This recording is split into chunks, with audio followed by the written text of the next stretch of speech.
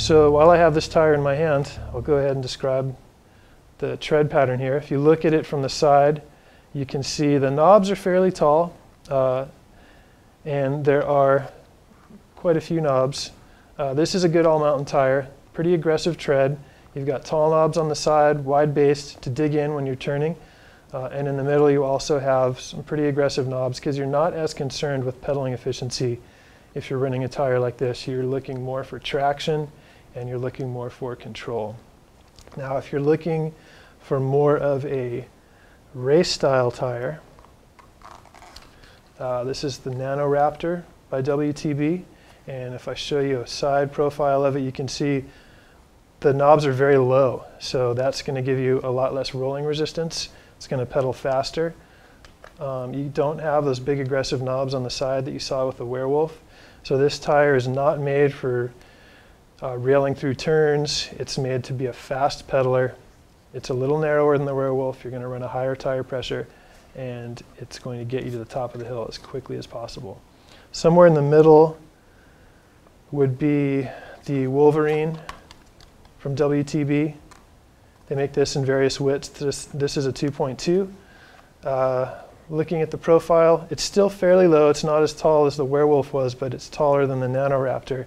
But the side knobs are more aggressive, and you have pretty closely packed knobs in the center of the tread, and that's going to decrease rolling resistance as well because there's less space between the knobs.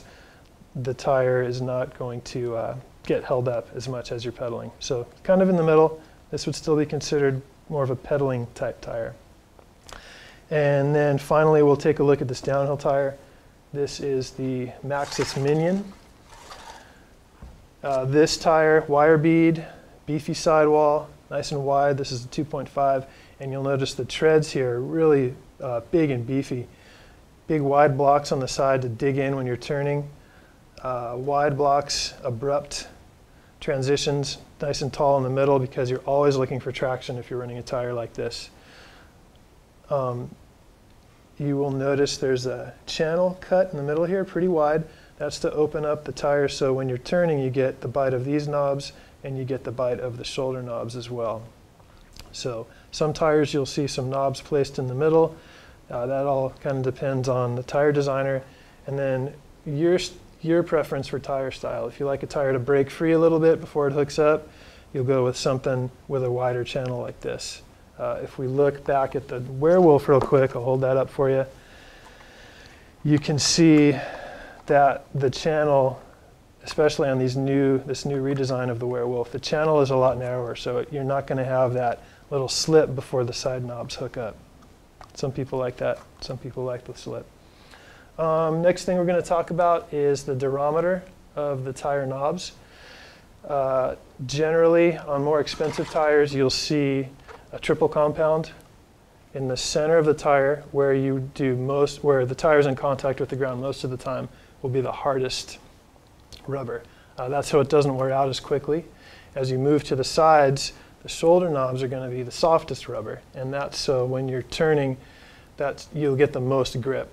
Softer rubber will conform to the ground and provide extra grip for you as you're turning. Softer rubber wears out quicker, so that's the drawback of that. You'll get a tire that performs better, keeps you in contact with the ground better, gives you more confidence, really grips, but they don't last as long. And generally, they're more expensive as well, so you have to decide if that's worth it to you.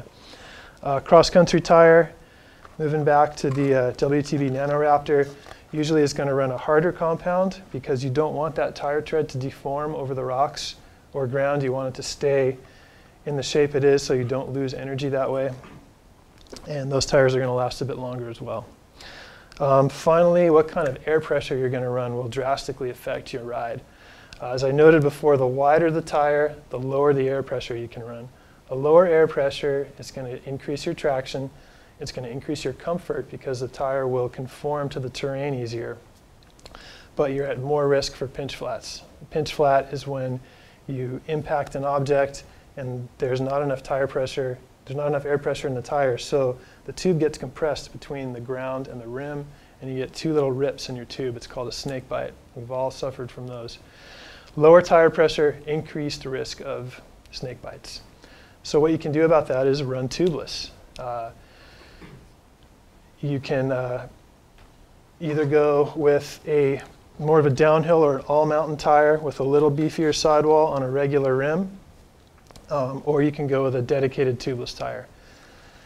The downfall of tubeless for an aggressive application, a lot of downhillers don't run tubeless. It's because when you go into an aggressive turn, there's a good chance your tire, not a good chance, but there's a chance that your tire could pop off the rim very briefly.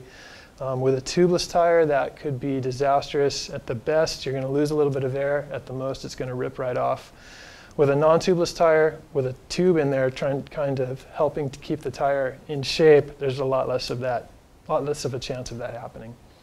So that's kind of a quick overview of tires. Hopefully that helps you choose your next set of tires for your mountain bike.